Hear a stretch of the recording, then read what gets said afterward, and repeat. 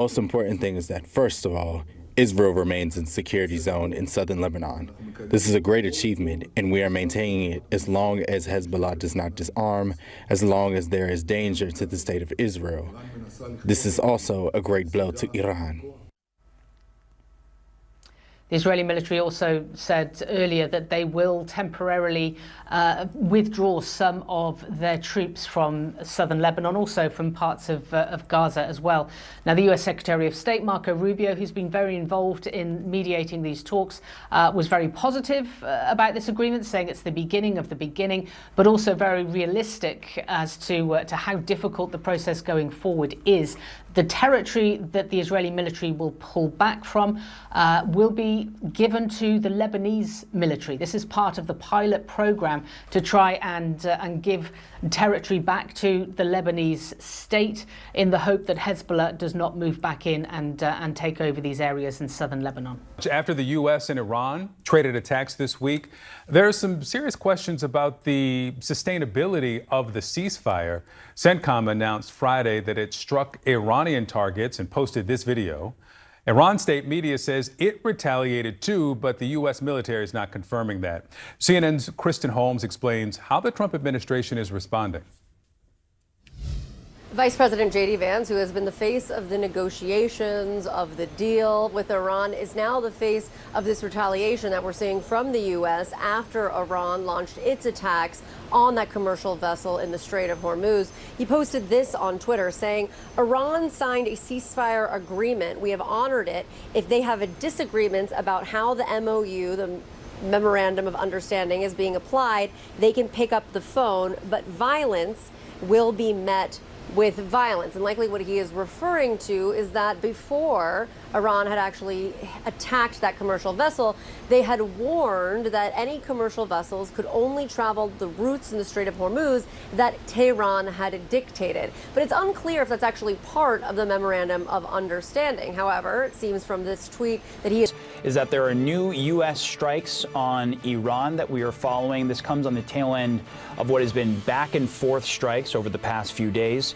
U.S. Central Command says it carried out additional attacks in response to what it's calling, quote, continued Iranian aggression against commercial shipping. Now, these new strikes come after an Iranian attack Thursday against a commercial vessel near the Strait of Hormuz. The U.S. then launched strikes against Iran around the area yesterday. Now, all of this as the U.S. and Iran look to negotiate a nuclear deal. CNN's Julia Benbrook joins us now from the White House. We are still amid the negotiations around the Memorandum of Understanding, but obviously some kinetic action back and forth. What is the latest we're hearing from the administration?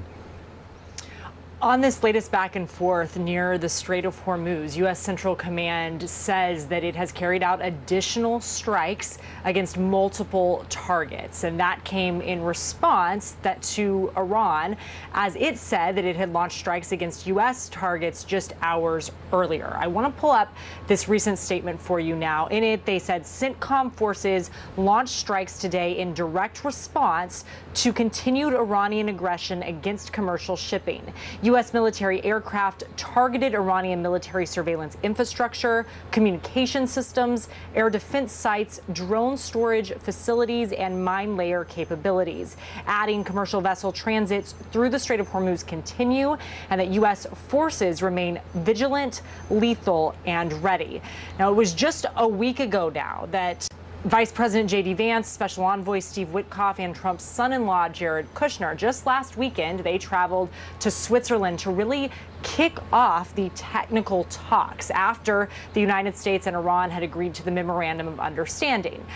A reminder that that Memorandum of Understanding is really just a starting point because it kicked off this 60-day time period to work through the details on the big issues like Iran's nuclear program and the fate of its stockpile of highly enriched uranium.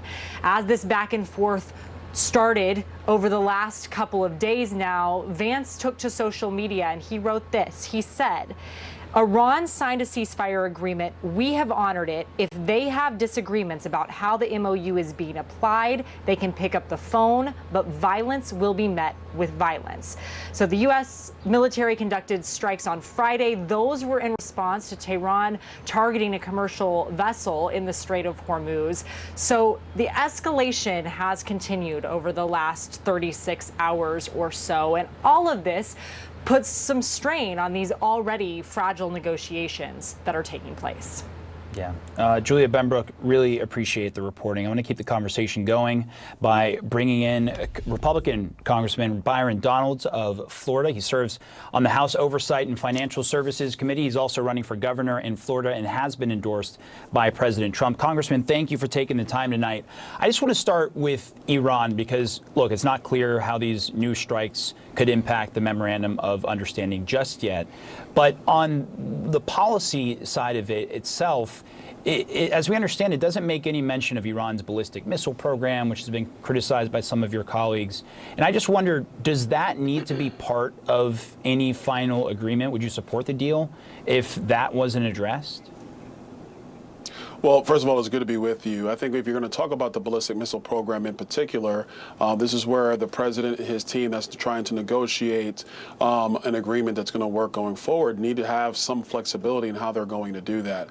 The ballistic missile program causes me a lot of concerns, a lot of people a lot of concerns, especially now knowing that it's far more advanced.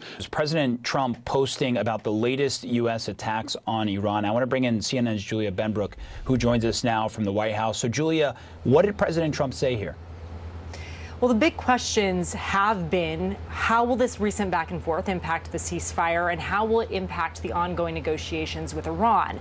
And this post from President Donald Trump that came just moments ago really only highlights that uncertainty. I want to pull this up for you now. In it, he said, quote, United States aircraft just struck Iranian missile and drone storage locations and coastal radar sites for violating the ceasefire agreement again. And then he adds in strong language, it is very possible they will never learn. There may come a point when we are no longer able to be reasonable and will be forced to militarily complete the job that we very successfully started. If that happens, the Islamic Republic of Iran will no longer exist.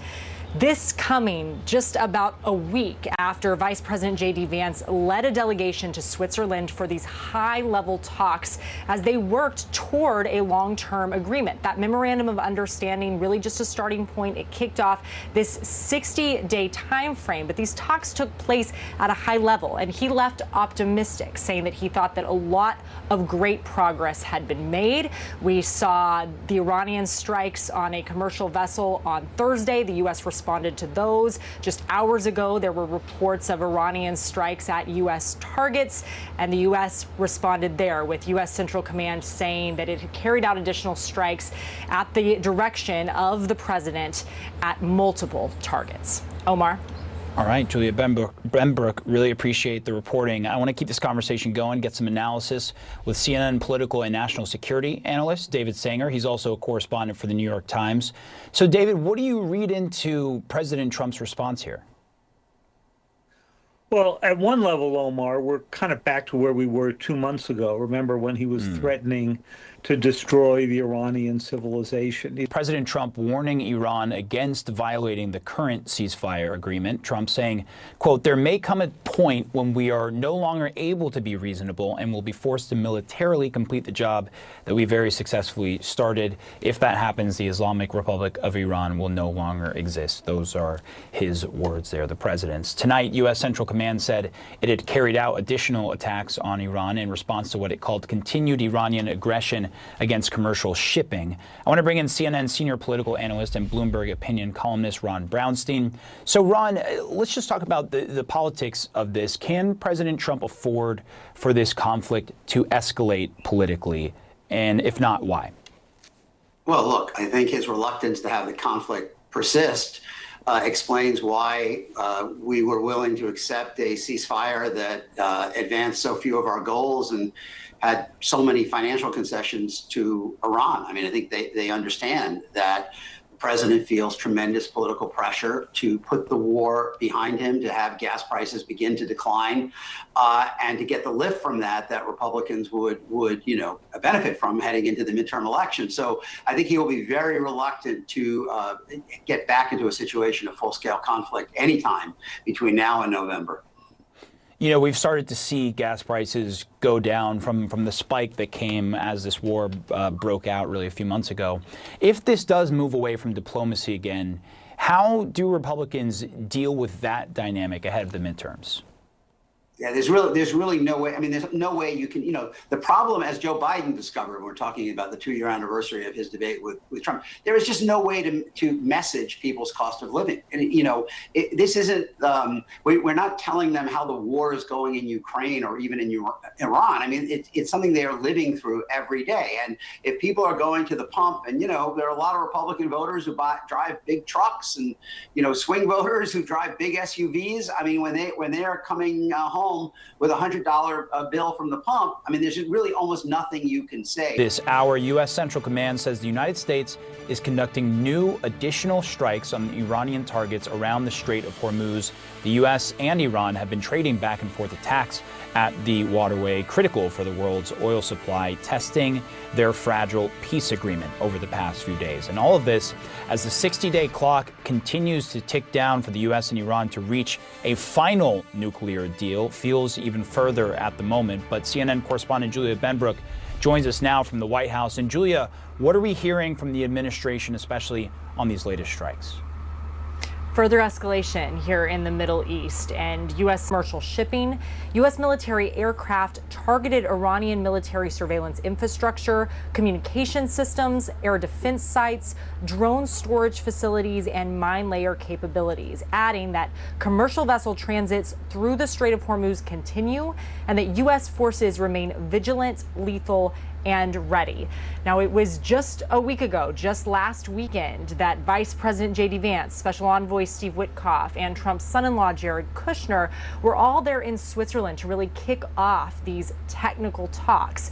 The Memorandum of Understanding, which has been signed, really just a starting point. It kicks off the 60-day time frame to talk through some of the bigger issues, like Iran's nuclear program and its fate of its stockpile of highly enriched uranium. But Vance, he's really been at the forefront of all of this, and he put out a post yesterday after kind of the first back and forth here. Now things have escalated further, but in it he said Iran signed a ceasefire agreement. We have honored it. If they have disagreements about how the MOU is being applied, they can pick up the phone, but violence will be met with violence. So we know the U.S. military conducted strikes on Friday. That was in response to Tehran targeting a commercial vessel in the Strait of Hormuz. President Donald Trump was asked about this. This was yesterday afternoon before the U.S. responded for the first time. Take a listen to what he had to say. You said that Iran violated the ceasefire. Will they face any consequences? You'll find out. Do you consider the ceasefire to still be in place? I don't like the fact that they took a shot yesterday, actually 4, we knocked down 3, at a ship. To Will Iran, I respond? You're going to find out. And now making it clear that he did not like that those shots were taken this morning either. So this continues to escalate that tension there in the Strait of Hormuz, threatening to put a strain on these ongoing negotiations, which have already been in a bit of a fragile place. Omar? Yeah, that's just the latest in the back and forth we've seen over the past few days. Julia Benbrook, really appreciate the reporting from the White House. I want to bring in former Congressman and retired Air National Guard Lieutenant Colonel Adam Kinzinger. And look, you've flown surveillance planes for the United States in many places around the world. And I just wonder, do you see these latest back and forth attacks as a violation of the current ceasefire between the United States and Iran, or just more posturing? Well, I mean, it's clearly a violation of the ceasefire because there's firing going on. The interesting point here is, first off, I think the president is right to respond. And I think we have to respond very aggressively.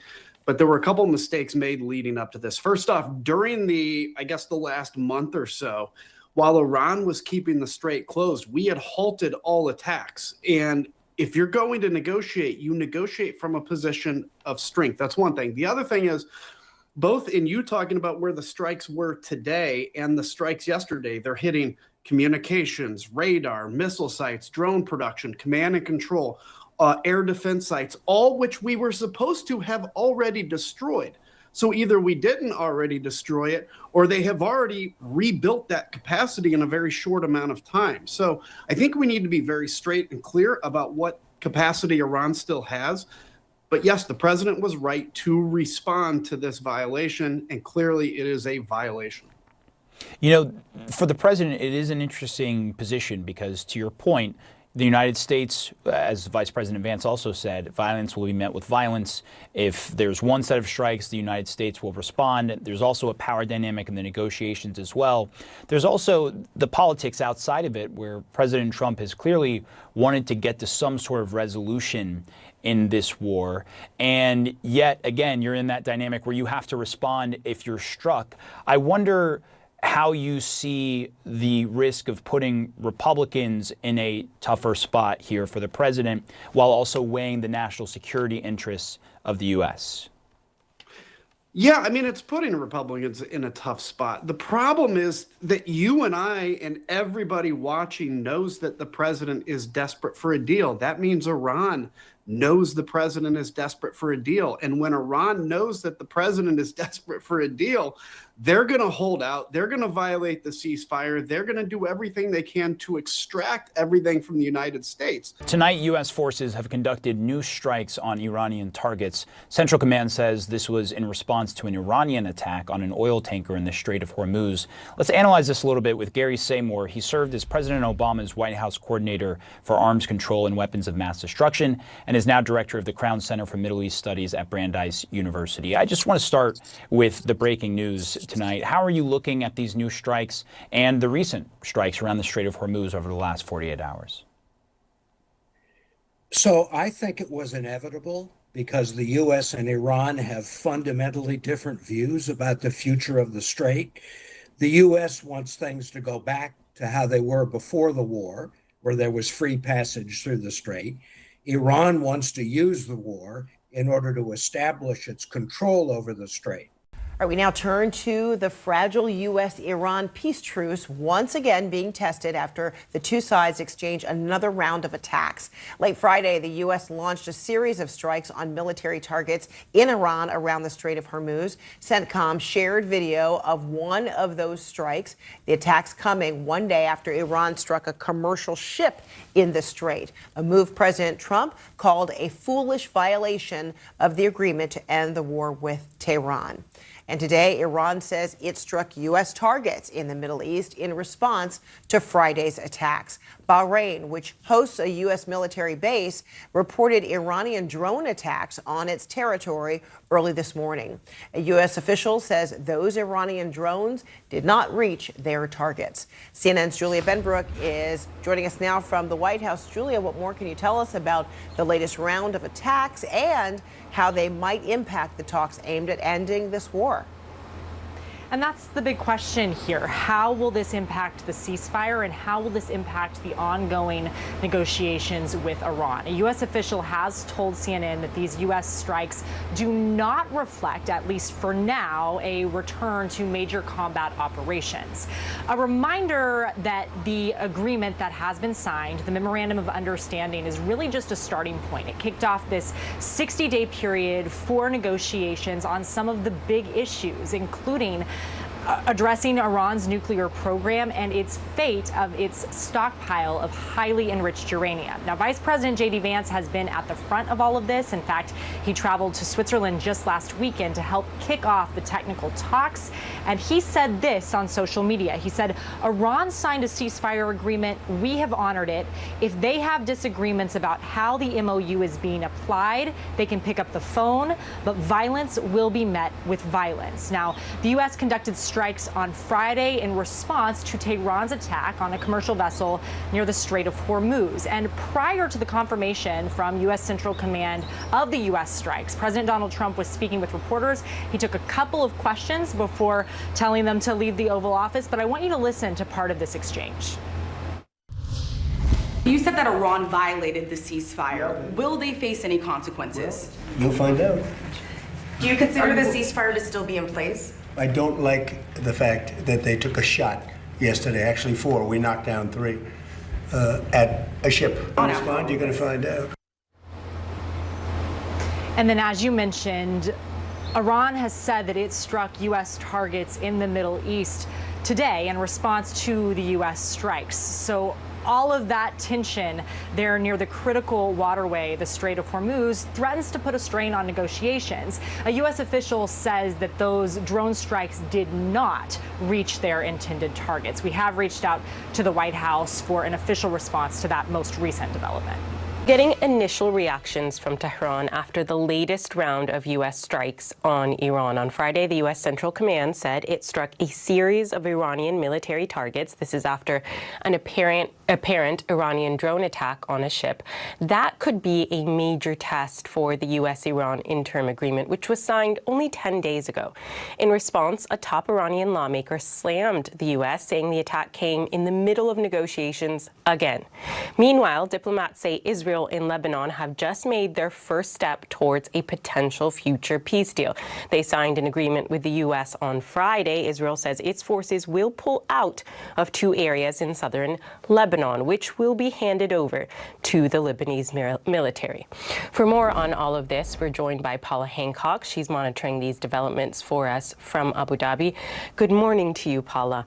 Let's begin with those U.S. strikes that took place after an apparent drone attack on the Strait of Hormuz by Iran. Were these U.S. strikes limited in scope? Are they over? What were they targeting? Can we expect more? Tell us the latest here. Well, Salma, what we know is from Central Command, they say that they carried out military targets, strikes against radar sites along the Strait of Hormuz, also military and missile and drone locations. Now, it appears to be a single operation, according to Central Command, a U.S. official saying that they don't believe that this is a return to hostilities. But what we've since heard from the Ministry of Foreign Affairs in Tehran is that they condemn these strikes. They have said that it is in violation of that memorandum of understanding that's been signed between the US and Iran, and also saying that the Revolutionary Guard authorized carrying out its own defensive strikes against US military targets in the region. Central Command has not confirmed whether anything has been hit or whether that did in fact take place. So of course the question now is this an isolated event? Have both sides carried out their strikes and will they now go back to the negotiations? It all started, of course, on Thursday when there was this strike against a vessel which the US said was caused by an Iranian drone. Iran has not claimed responsibility, but we have heard from the Revolutionary Guard, from Iranian officials, that they want to make sure that these vessels that are transiting this crucial waterway are using the Iranian route. So they still require Iranian permits and permission effectively. Many of them are taking the more southern route through these waters, hugging the Omani coast.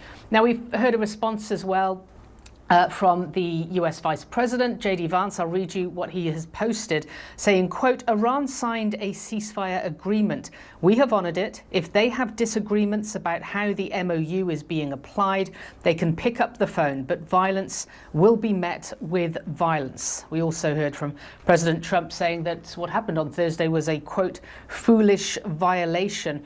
Now, at this point, we really are waiting to see whether or not, as I say, this is isolated. There doesn't appear to be an appetite on either side to resume full-blown military strikes, but of course the coming hours will be key. Salma? But it's not just this exchange of fire in the Strait of Hormuz that's threatening the agreement here. There is also the conflict in Lebanon, and I know there are diplomatic efforts underway this week to resolve that. Is there any progress there, Paula? So what we have seen is that there has been a trilateral agreement between the US, Israel and Lebanon. Now, of course, the key here is that Hezbollah, the Iranian-backed militia, is not part of it. Hezbollah has rejected these talks and has rejected the agreement that has resulted from these negotiations in Washington. But what we have seen is that there has been an agreement reached that there will be 2 areas in southern Lebanon, one just north of the Litani River, one south, that the Israeli forces will withdraw from. Now, we've heard that they will be implementing this sort of pilot program where the Israeli forces hand it over to the Lebanese military in the hope that Hezbollah does not return to those areas. Now, we have heard from the Israeli Prime Minister, Benjamin Netanyahu. Here is how he is highlighting what has been agreed. The most important thing is that, first of all, Israel remains in security zone in southern Lebanon. This is a great achievement, and we are maintaining it as long as Hezbollah does not disarm, as long as there is danger to the state of Israel. This is also a great blow to Iran. Israel also saying they will temporarily withdraw some of its forces. Secretary of State Marco Rubio calling this the beginning of the beginning. Salma. We're getting initial reactions from Tehran after the latest round of U.S. strikes on Iran. On Friday, the U.S. Central Command said it struck a series of Iranian military targets after an apparent Iranian drone attack on a ship. That could be a major test for the U.S.-Iran interim agreement that was signed only 10 days ago. In response, a top Iranian lawmaker slammed the U.S., saying the attack came right in the middle of negotiations again. President Donald Trump called the Iranian attack foolish, but said on Friday that Tehran still has some military muscle. We still have a fight. They have some capability, not much. They're not winning or anything, but they have some capability. They can still shoot. Meanwhile, diplomats say Israel and Lebanon have just made their first steps towards a potential future peace deal. They signed an agreement with the U.S. on Friday. Israel says its forces will pull out of 2 areas in southern Lebanon, which will be handed over to the Lebanese military. Our Paula Hancock is monitoring all of these developments, and she joins us now live from Abu Dhabi. Let's start, of course, with that exchange of fire in the Strait of Hormuz, Paula. Has the deal fallen apart here? Are we looking at a resumption of full-scale military operations by the U.S. and Iran?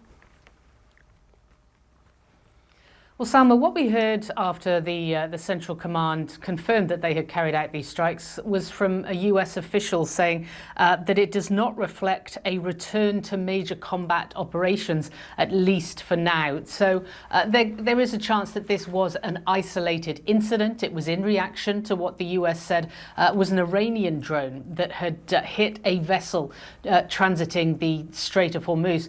Now, we have also heard from Central Command that what they were targeting was specifically military targets, so missile and drone stocks, and also some coastal radar sites. We heard as well from Tehran, from the Ministry of Foreign Affairs, saying that they condemned what the US had done, that this was a violation of the Memorandum of Understanding, and that they had, through the Revolutionary Guard, ordered defensive strikes against US military targets in this region. We haven't had confirmation from Central Command whether or not that actually happened or whether there was any damage. So there is a chance this could have been an isolated flare-up. Certainly what we have seen in the Strait of Hormuz, that there had been an increasing number of vessels that were transiting the crucial waterway earlier in the week. On Wednesday, there were more than 70 vessels. Thursday, more than 50. But then, of course, later Thursday, this vessel was struck. Now, we've heard as well from the US Vice President, J.D. Vance. He has posted on social media, and I'll quote, "Iran signed a ceasefire agreement. We have honored it. If they have disagreements about how the MOU is being applied, they can pick up the phone, but violence will be met with violence." The US President as well calling the decision to strike this vessel, which Iran has not claimed responsibility for, a quote, foolish violation. So it is the first time that we've seen this kind of flare-up since the Memorandum of Understanding has been signed. There's no clear indication that either side, though, has the appetite at this point, Salma, to really push back into significant military operations. So for now, the diplomacy continues between Iran and the U.S., but there's also been this parallel track of negotiations taking place in D.C. this week between Israel and Lebanon. Are there any substantive results there? So the three sides have come to a trilateral agreement. This is Israel, Lebanon, and the United States, which has been mediating these talks. It comes after 4 days of talks in Washington this week. Now, crucially, it doesn't include Hezbollah, the Iranian-backed militia group, which has been fighting against Israel for many years now. Hezbollah has rejected the talks and has also rejected this agreement that has been signed. We have heard from the Israeli Prime Minister as well, talking about the deal. It would include the Israeli military pulling out of two areas that it currently occupies in southern Lebanon, one just north of the Litani River, one south. This is what Prime Minister Netanyahu had to say about the agreement. The most important thing is that, first of all, Israel remains in security zone in southern Lebanon. This is a great achievement, and we are maintaining it as long as Hezbollah does not disarm, as long as there is danger to the state of Israel. This is also a great blow to Iran. The Israeli military also said earlier that they will temporarily withdraw some of their troops from southern Lebanon, also from parts of Gaza as well. Now, the US Secretary of State, Marco Rubio, who's been very involved in mediating these talks, was very positive about this agreement, saying it's the beginning of the beginning, but also very realistic as to how difficult the process going forward is. The territory that the Israeli military will pull back from will be given to the Lebanese military. This is part of the pilot program to try and give territory back to the Lebanese state in the hope that Hezbollah does not move back in and take over these areas in southern Lebanon. After the U.S. and Iran traded attacks this week, there are some serious questions about the sustainability of the ceasefire. CENTCOM announced Friday that it struck Iranian targets and posted this video. Iran state media says it retaliated too, but the U.S. military is not confirming that. CNN's Kristen Holmes explains how the Trump administration is responding. Vice President J.D. Vance, who has been the face of the negotiations of the deal with Iran, is now the face of this retaliation that we're seeing from the U.S. after Iran launched its attacks on that commercial vessel in the Strait of Hormuz. He posted this on Twitter saying, Iran signed a ceasefire agreement. We have honored it. If they have a disagreement about how the MOU, the Memorandum of Understanding, is being applied, they can pick up the phone, but violence will be met with violence. And likely what he is referring to is that before Iran had actually attacked that commercial vessel, they had warned that any commercial vessels could only travel the routes in the Strait of Hormuz that Tehran had dictated. But it's unclear if that's actually part of the Memorandum of Understanding. However, it seems from this tweet that he is referring to the fact that Tehran believes it can dictate the routes on the Strait of Hormuz. Now, from Central Command, we heard that they believed that Iran had violated the ceasefire. However, it seems as though they are acting in a fashion that the ceasefire is still holding despite the violation, despite the retaliation from the United States. They said that they are going to continue to have a military presence in the Strait of Hormuz and in the area in order to ensure that Iran continues to comply with the deal, meaning the deal seems to still be in place. Now, President Trump seemed to be growing frustrated earlier today when he was asked repeatedly if Iran had violated the ceasefire and if the U.S. was going to respond. Take a listen. I don't like the fact that they took a shot yesterday, actually 4, we knocked down 3, at a ship. Not an allied ship, but a ship, a very expensive ship. And it was fine, but it took a little beating. They shouldn't be doing that, so you'll find out. Will the U.S. You'll find out. Will the U.S. respond? What is your message to Iran? Respond, you're going to find out. Sir, why do you think they did that if the talks, you've said repeatedly they're going well? What do you think the motivation is for Iran in attacking a ship? They're a little bit different. That's why I think of it, 47 years, no president did what we're doing. So you just asked a question, you'll find out. Okay, I think we had enough. Now, after just a short burst of questions on Iran, President Trump ushered those reporters out of the room. Very uncharacteristic. He's somebody who likes to take questions, usually for a lengthy period of time. And just moments after that exchange, we heard reports from Iranian state media that there were sounds of explosions in southern Iran. Obviously, that response had already been in place and had already taken place. Now, of course, we hear from Central Command that they believe that the ceasefire is still holding, but there are still a lot of questions about what this means for the negotiations, what this means for the deal moving forward. We have been hearing from administration officials just how fragile and just how tenuous these negotiations were. Still unclear what these latest strikes are going to do for those tenuous negotiations. Kristen Holmes, CNN, the White House. Live look at the traffic on the Strait of Hormuz right now, just hours after the U.S. military conducted strikes on Iran.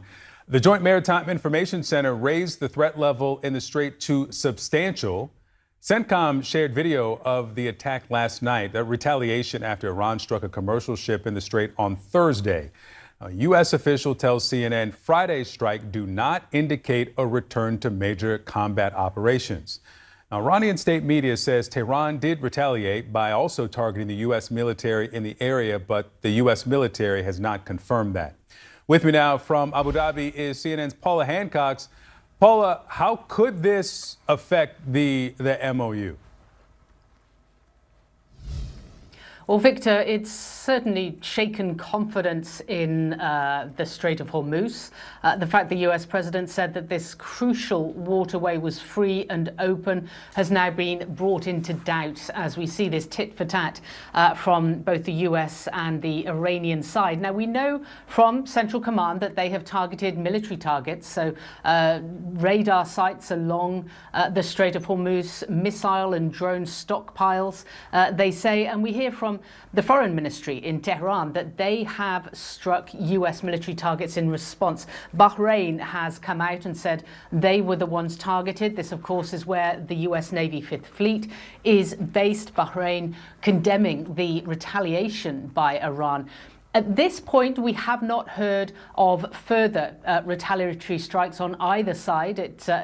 It'll be clear in the next few hours or so whether or not there is an appetite to head back to full military operations. We're certainly hearing from a US official that that is not the case on the US side. We've heard from J.D. Vance as well, the US Vice President. I want to read you part of his statement where he says, quote, Iran signed a ceasefire agreement. We have honored it. If they have disagreements about how the MOU is being applied, they can pick up the phone.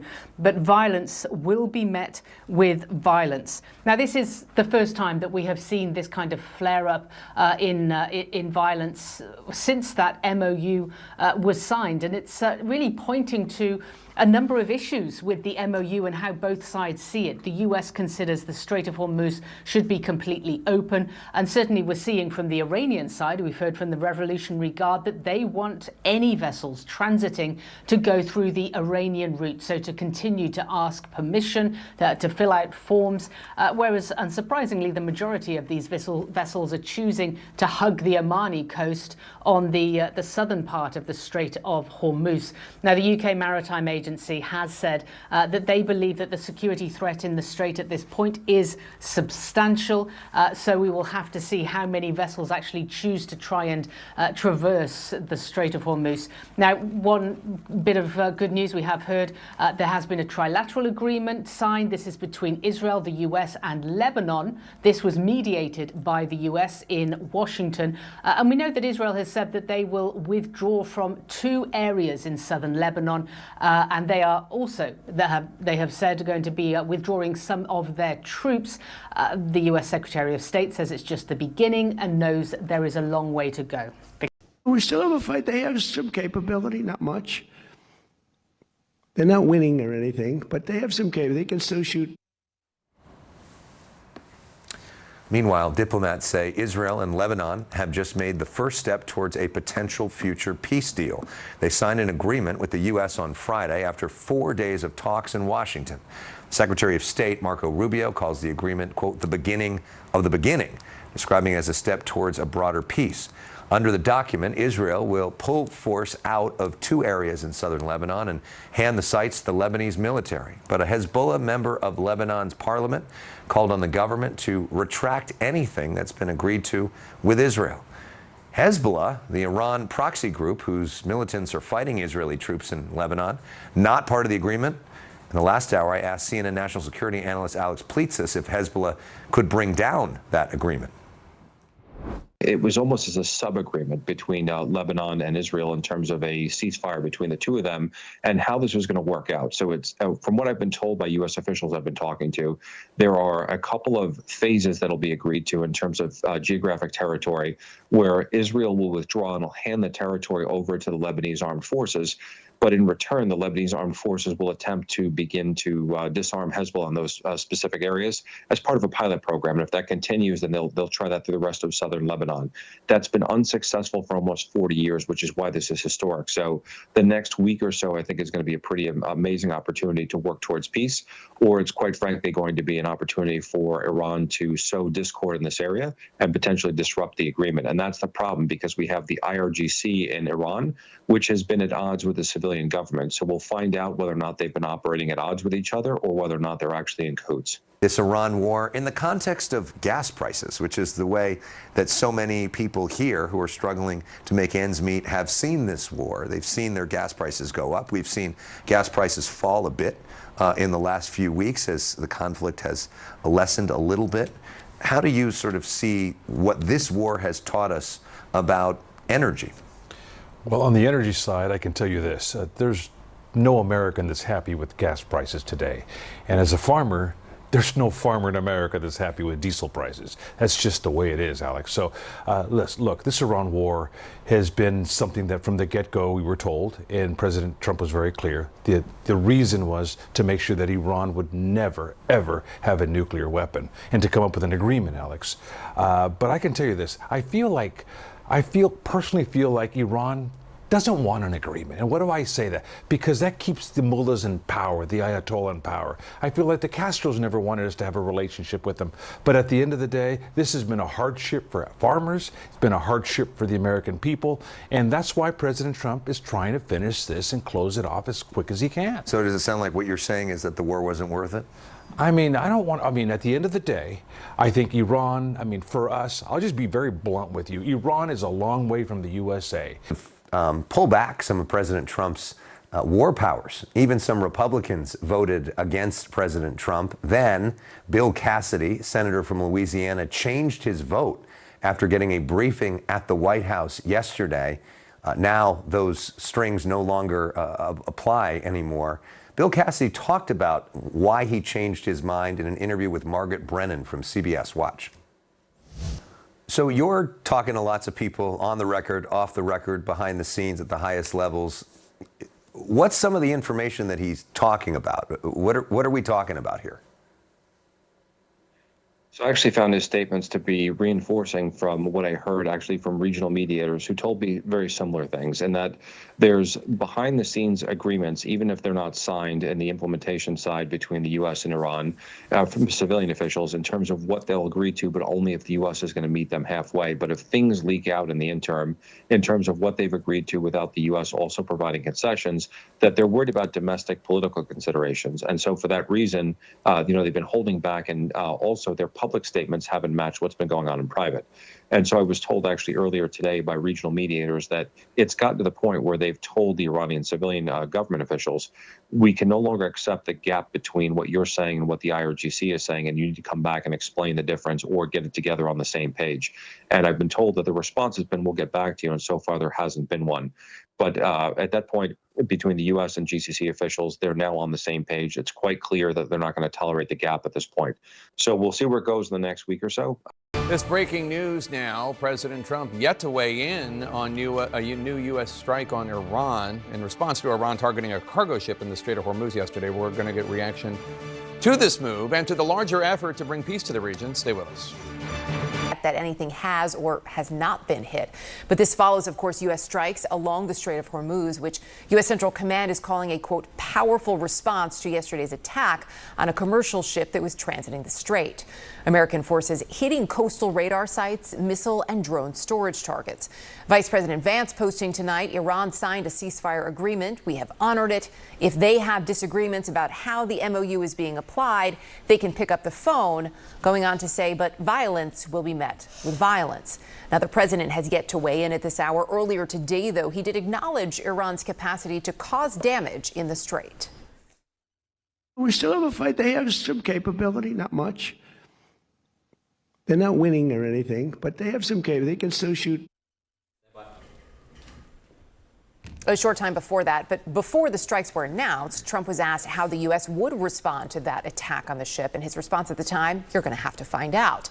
Well, we now have found out. Joining us now with more, CNN chief White House correspondent and anchor of The Source, Caitlin Collins. So, Caitlin, first of all, so we have this claim tonight, right? Iran's claim that they're going to be targeting these army components. What more are you hearing tonight? We've checked in with the White House. No confirmation, no response yet on that. I mean, in the immediate aftermath. So I think we still have to wait to see if it's true, if it's accurate, and if it is, you know, the extent of the damage, because I think that could change the way through which we're seeing this. You know, is this a one-off violation of the ceasefire? As you know, the president has put it, the ceasefire has not been very ceasefire-y as this has been going on. And so I think that's the question here, because if it is, obviously the United States may indeed respond to that. And so the president seemed pretty exasperated by this earlier. He was calling it a foolish violation of this ceasefire that they've signed. I thought the vice president, J.D. Vance's comments confirming it were also interesting, because he was saying in a tweet earlier that Iran signed this ceasefire agreement, that the United States had been honoring it, and he said if they have a problem with it, if they have any, you know, disagreements, as he put it, about how the MOU is being applied, they should pick up the phone. And then he said, but violence will be met with violence. Now, the reason that stood out is because Monday, when the vice president was briefing reporters on this, he was talking about this back channel or direct channel they were setting up between the IRGC and CENTCOM, going through Doha, where they could have conversations about this. And clearly, obviously, that is not happening. And so I think it's an open question of where this goes from here in terms of, is this accurate about Iran's claim? And if the United States responds, and where that goes from here. But I mean, the Strait of Hormuz has been the issue the whole time. And when they signed this preliminary agreement, it wasn't exactly spelled out what was going to happen here. And I think that's why there were so many questions, despite the very optimistic assessments that were coming out of the White House. So there's also, so when we pull back and look too, I mean, to your point about what we had heard earlier in the week about a, you know, line of communication, essentially where we stand today, what is the level of the concern in the White House about the impact of what we've seen over the last 24 hours on negotiations? Well, I think the president is most irritated by this, because he's been saying the Strait of Hormuz is open, it's safe to go back and transit there. And obviously this morning he was the one confirming that they fired 4 drones. One of them actually hit one of the ships. He was saying it was a very big, expensive one. And that is important to him, because that determines the market and the price of gas. And he's been frustrated the prices aren't coming down more. And so he's viewing it certainly through that lens and that irritation. But it also just kind of lends to what experts have been saying, which is this is not an easy problem to solve. Iran now realizes the control that it has with the Strait of Hormuz. Firing one shot like this and actually hitting a boat is going to deter others potentially from transiting the Strait of Hormuz. So all of this, I think, still remains to be seen in terms of where it goes from here. Yeah, absolutely. General, I'd like to start with you. So in terms of where we're at in this moment, Iranian state media, citing the IRGC, now claims that they've responded to the U.S. attacks, which were, of course, a response to Iran. That can't be at this hour independently confirmed by CNN. How much stock would you put in those claims? I think it's certainly feasible, probably directed at one of our military bases, you know, perhaps Fifth Fleet base in Bahrain, in much the same way that we have attacked their military forces in the littoral areas that could threaten ships. But if we go back to what started this latest round of tit for tats, you know, an unprovoked violent attack against a civilian vessel clearly violates the ceasefire, and I think should put to bed any misconceptions that Iran is approaching these negotiations in a spirit of good faith and a desire to reach an accommodation through the MOU. So if they're not approaching it that way, Beth, as you look at it and as you look at this move by Iran and potentially what we're also looking at in terms of these American deployments, what does this tell you about how Iran plans to continue to use the Strait of Hormuz? They intend to control the Strait of Hormuz and the flows through there. And I think that the, pretty dramatic strike, as Karen just said, against a civilian vessel, right after Vance set up this whole deconfliction mechanism where an IRGC officer is going to be sitting with CENTCOM, not that they've arrived yet, but, this whole idea that they're going to be part of this joint deconfliction, which would make them, kind of an equal party to this.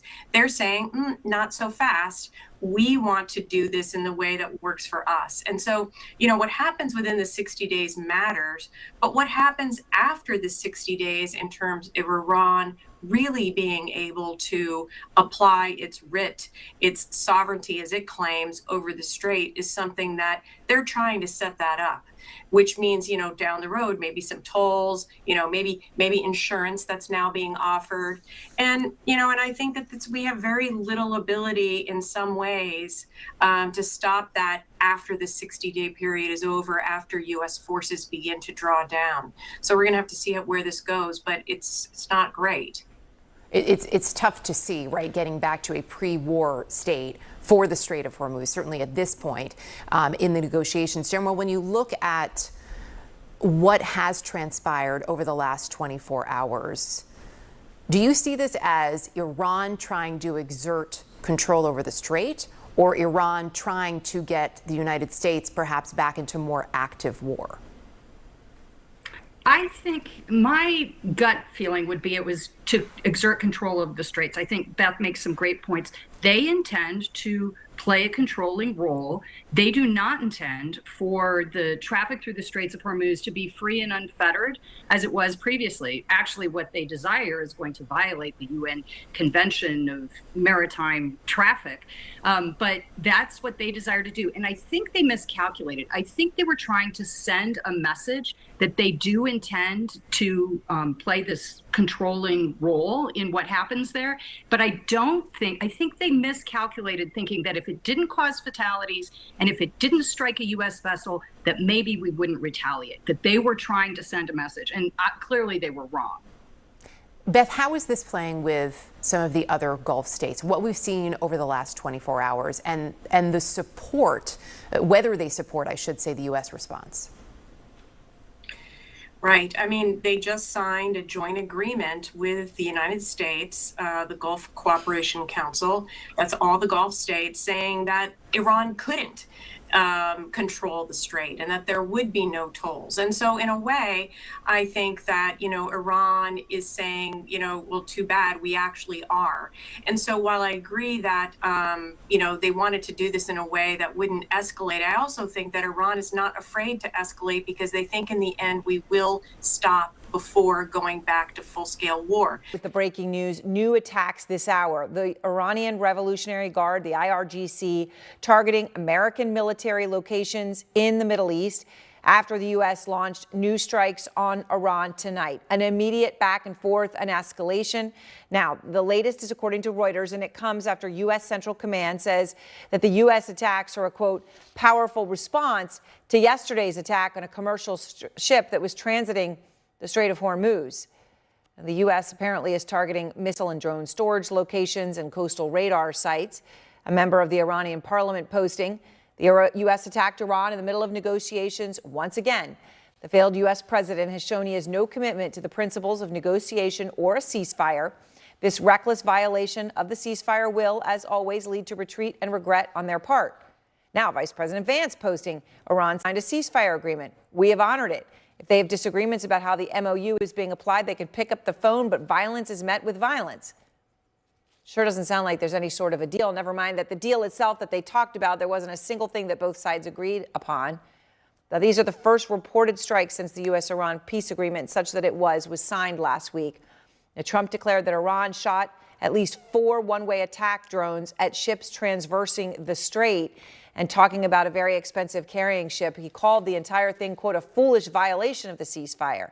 Now, all of this back and forth would have you believe that, well, the war is still on. And Trump did admit today something that's significant for him. I mean, after months of saying that the Iranian military has been decimated and that there's nothing left, he said that the attack shows on the cargo ship, it shows that Iran does retain some of its capabilities. Here's exactly what he said. We still have a fight. They have some capability, not much. They're not winning or anything, but they have some capability. They can still shoot. Now, that might be the first time he hasn't said their military is totally decimated. But even so, he's not dealing in facts when he says not much. I mean, as we've reported, Iran maintains about 70% of its pre-war missile capabilities. Yes, they've been hit across the board, but they retain a lot of capability. And the new U.S. strikes tonight raise major questions about this agreement between the two sides and how Trump squares what's happening now with what he has been saying ever since that agreement was signed. For the first time in 3,000 years, we are finally going to have peace in the Middle East. Iran will never have a nuclear weapon. That's done. Iran is being very nice. They're agreeing to everything that I want. And of course, all that just said in just these recent hours and days since the agreement was signed, as there are back and forth strikes tonight. Kristen Holmes is out front live from the White House. And Kristen, you know, we're hearing this reporting from Reuters that Iran is striking back at U.S. military bases, perhaps as we speak, but just in these past moments. So how concerned is the administration tonight that all of that talk we just heard from Trump in recent days is over and that this is all falling apart? Aaron, these U.S. officials have been concerned. They've been concerned for the last several days. They have stressed to me in conversations just how fragile, just how tenuous these negotiations are, this deal is. And it does appear that they have reason to be stressed or concerned about this latest round of strikes. As you noted, we actually also have this reporting now. It's coming from Iranian state media, but they are saying that Iran's Islamic Revolutionary Guard Corps has said that they are targeting U.S. military positions in the region now to respond to those strikes. And I want to walk back here because when Central Command put out their statement, they seemed to indicate that the ceasefire was still in place. And we've seen this before, right? This trading of strikes. But the U.S. is really trying to hold on to the ceasefire, to the deal, to the negotiations. They continue to stress that anything that they've done has been retaliatory, has been in response to something else. They are protective. They are not something that is offensive on Iran. And they said that, without saying it directly, that the ceasefire was remaining in place, saying that U.S. military would stay in the region to make sure Iran was holding up in its end of the deal, obviously referring to the deal within the ceasefire. But now we're seeing another round of strikes. Iran saying they're targeting military assets. So it's unclear what this means for this ceasefire, what this means for the deal, for the negotiations, which was already in such a careful spot, according to these U.S. officials. It cannot be stressed enough, though, Aaron, and I know we talked about this last night when we first saw this strike in the Strait of Hormuz. This is now something the U.S. is going to have to contend with. Iran believes it has leverage because of its control over the Strait of Hormuz. It believes it can dictate the memorandum of understanding by saying anyone who travels the Strait of Hormuz, we're only going to ensure safe passage if you follow our routes. And we heard from J.D. Vance, who of course has been the face of the deal, of the negotiations. He now appears to be the face of this response as well, saying on X that violence will be met with violence, and saying that if Iran has a problem with the terms of the memorandum of understanding and how they're being executed, likely referring to the Strait of Hormuz and the different routes, they should pick up the phone, but also indicating that the U.S. might continue strikes on Iran if Iran retaliates, which now, of course, we're hearing that they are. Right. And then going on to basically say an eye for an eye, with the violence will be met with violence. Which obviously is a spiral. Thank you very much, Kristen. I want to go now to Brett McGurk and Colonel Cedric Leighton. Colonel Leighton, so you hear that as Kristen says now Iranian state media is also saying that the IRGC is retaliating against multiple U.S. military sites in the region. So how big of an escalation is this? You know, there was the cargo ship last night, and then now you've had, within the space of hours, real back and forth with real targets on American military bases, targets again. Yeah, Aaron, I think it's a significant escalation, and it's something that could very well spiral out of control if it's not contained. Of course, the nature of the escalation will depend on exactly which areas, which bases, U.S. bases the Iranians strike or target. And if they are successful in doing something like what they did against the Fifth Fleet headquarters base in Bahrain, or against Prince Sultan Air Base in Saudi Arabia a few weeks ago, that, of course, could spark a major escalation and could result in a resumption of hostilities.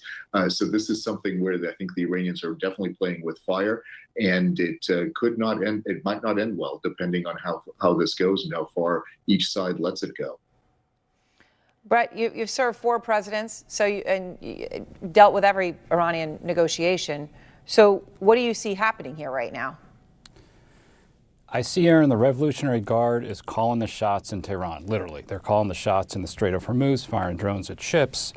They're calling the shots with Hezbollah. They direct Hezbollah. If Hezbollah wants to fire into Israel and basically destabilize that front, they can do it.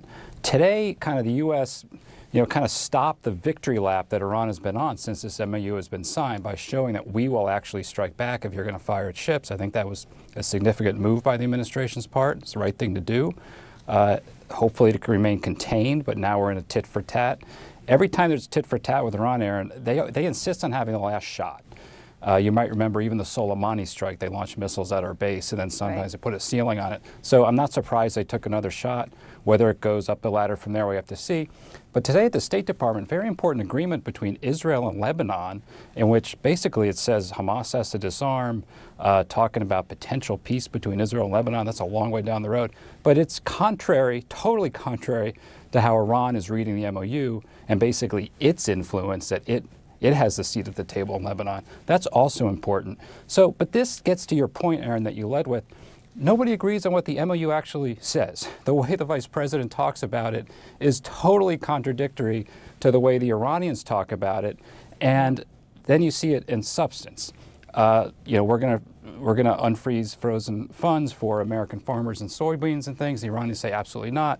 The strait is wide open. Iran says not. And then they're demonstrating action behind their words with drones. So, and going ahead with the acts. I mean, Colonel Leighton, what we're seeing from Iran tonight, right? So this is now the early hours of Saturday morning. So this final decision was made, obviously, literally in the middle of the night in Tehran.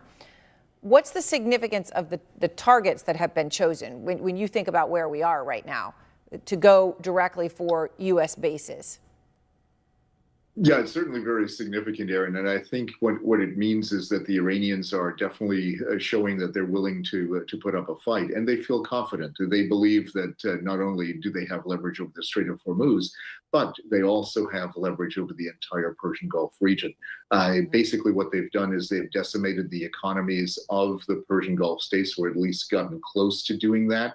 When they took out the natural gas, liquefied natural gas plant in Qatar, a few months ago, that is something that is a big deal. And more of that is also something that we could be seeing here. So to begin this hour with those new strikes on Iran, just hours after a president's promise to respond, U.S. Central Command saying that it has targeted drone, missile, and radar sites inside Iran as it repeated accusations from U.S. President Donald Trump that Iran had violated the fragile ceasefire between Washington and Tehran. An Iranian drone attack targeted a Singapore-flagged cargo ship in the Strait of Hormuz earlier. That forced the UN to pause its evacuation of stranded sailors. Iran's paramilitary had ordered ships not to use routes that Tehran had not approved. Now, keep in mind, these strikes are the biggest test yet for the U.S. and Iran since the two sides reached that interim agreement earlier this month. Kristen Holmes is live at the White House for us this hour with more on the developments. The president was asked about whether there could be a response, and now we know the answer, Kristen. Yeah, that's right. And actually, it came right after President Trump had been asked multiple times whether or not he was going to respond. And he kept just saying, you'll find out. Then moments later, we started seeing reports on Iranian state media that there were sounds of explosions. And then this tweet from CENTCOM, the U.S. Central Command. And right now, all U.S. officials, the White House, are all pointing to this as the larger explanation of those strikes. And what's fascinating in this is that it appears as though they are saying that the ceasefire still holds. Now, of course, we've seen this before, where President Trump and the U.S. are walking this fine line. They do not want the ceasefire to fall apart. They believe these negotiations have to happen. They want to move on from all of this. So President Trump has pitched all of these various strikes that have happened since that 60 days as retaliatory. And this is what it says in the Central Command statement that alludes to the fact that this is not the end of the ceasefire.